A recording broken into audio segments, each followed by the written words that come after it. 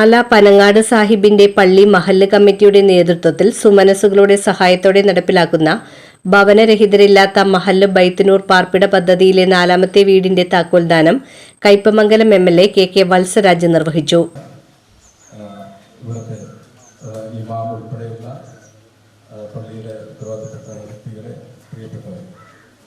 ഞാൻ മറ്റൊരു ചടങ്ങിൽ പങ്കെടുക്കാൻ വേണ്ടി അവിടെ 9:30 എന്നോട് പറഞ്ഞത്. അവിടെ ചെന്ന ആളുകളാവാത്തതുകൊണ്ട് അവർ തുടങ്ങാൻ കുറച്ച് വൈകി. അതുകൊണ്ടാണ് ഞാൻ വൈകിയത്. ഞാൻ കൃത്യമായി സമയം പാലിക്കണമെന്ന് നിഷ്കർഷമുള്ള ഒരാളാണ്. പരമാവധി അങ്ങനെ പാലിക്കുകയും ചെയ്തു വരുന്നുണ്ട്. അങ്ങനെ ചെറിയ പ്രയാസം ഇവിടെ നേരിടുകയായി. അതുകൊണ്ട് നിങ്ങളത് മനസ്സിലാക്കും എന്ന് ഞാൻ കരുതുകയാണ്.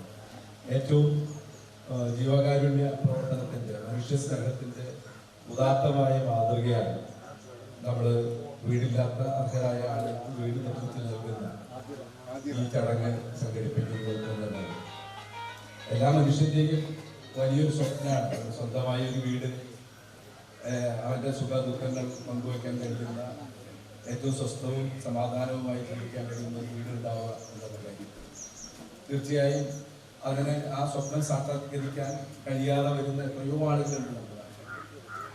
ഞാൻ ജനപ്രതിനിധിയായതിനു ശേഷം ഈ മണ്ഡലത്തിൻ്റെ വിവിധ പ്രദേശങ്ങളിൽ സഞ്ചരിക്കുമ്പോൾ അതിൻ്റെ ധാരാളമായ പ്രയാസങ്ങൾ ഞാനുമായി പങ്കുവയ്ക്കുന്ന ധാരാളം ആളുകളെ കാണാൻ ഇടവരുന്നുണ്ട്.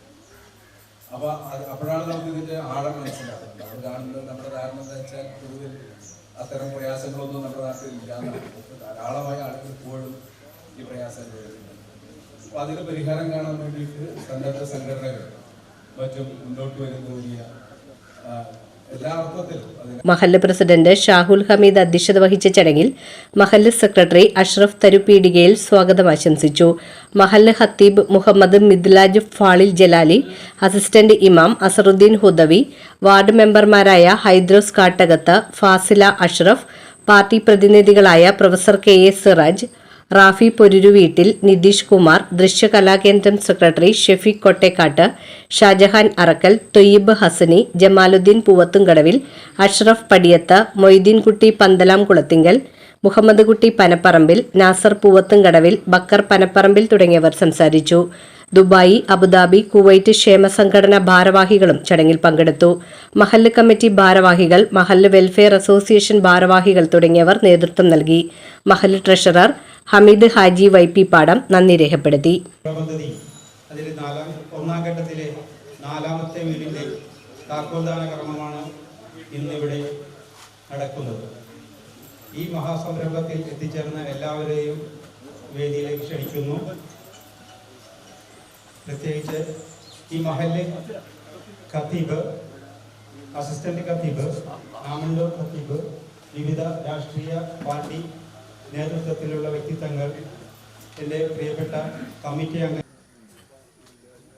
മഹല്ല് കമ്മിറ്റി നടപ്പാക്കി വരുന്ന സുമനസുകളുടെ സഹായത്തോടെ നടപ്പാക്കി വരുന്ന ആദ്യഘട്ട ബൈത്തുനൂർ പാർപ്പിട പദ്ധതി ആകെ 13 അപേക്ഷകളാണ് ലഭിച്ചത്. അതിൽ ആദ്യഘട്ടമെന്നുള്ള നിലയിൽ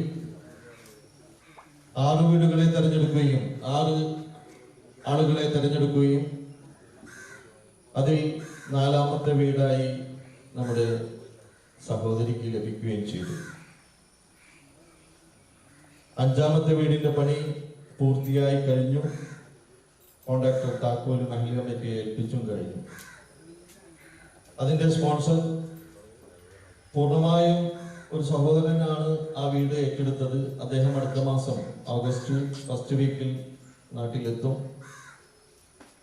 ആ വീട് ഓഗസ്റ്റ് ഫസ്റ്റ് വീക്കിൽ തന്നെ നമ്മൾ അതിന്റെ താക്കോൽ കൊടുക്കും. 6ാമത്തെ വീടും നമ്മുടെ മഹല്ലിയിലെ ഒരു സഹോദരനാണ് ഏറ്റെടുത്തത്. അതിന്റെ പണി ഇൻഷാ അല്ലാഹ് നടന്നുകൊണ്ടിരിക്കുന്നു. പൂർത്തിയായി കഴിഞ്ഞാൽ ഈ മഹല്ല് കമ്മിറ്റിയുടെ കാലാവധിക്ക് മുമ്പ് തന്നെ ആ വീട് ഒരു പക്ഷേ ആലാപ്പനങ്ങാട് സാഹിബിന്റെ മഹല്ല് തന്നെയായിരിക്കുമെന്ന കാര്യത്തിൽ സംശയമില്ല. ഇത് കേവലം മഹല്ല് കമ്മിറ്റിയുടെ മാത്രം ഒരു റെസ്പോൺസിബിലിറ്റി ആയിട്ട് കാണുന്നില്ല. മറിച്ച് ഈ മഹല്ലിൽ താമസിക്കുന്ന മുഴുവൻ അംഗങ്ങളും, സഹോദര സമുദായങ്ങളിലെ അംഗങ്ങളും എല്ലാവരും രാഷ്ട്രീയ വ്യത്യാസമെന്നെ, മതവ്യത്യാസമെന്നെ, എല്ലാവിധ കാര്യങ്ങളും മാറ്റിവെച്ച് ഒരുമിച്ച് ഇറങ്ങിയതിൻ്റെ ഒരു പ്രതിഫലമാണ് നമ്മുടെ മുന്നിൽ കാണുന്ന ഈ മനോഹരമായ വീട്. മഹല്ലുകൾക്ക് അതീതമായി DCC നടക്കം, മറ്റുള്ള മഹല്ലിനടക്കം ഇതിലേക്ക് സഹായങ്ങൾ വന്നുകൊണ്ടിരിക്കുകയാണ്. അല്ലാഹു തആല അതുമായി പ്രവർത്തിച്ച മുഴുവൻ ആളുകൾക്കും തക്കതായ പ്രതിഫലം നൽകി അനുഗ്രഹിക്കുമാറാകട്ടെ. കൃത്യമായ ലക്ഷ്യത്തോടുകൂടി നിബന്ധനകളോടുകൂടിയാണ് ഈ സംരംഭം തുടങ്ങിയിരിക്കുന്നത്.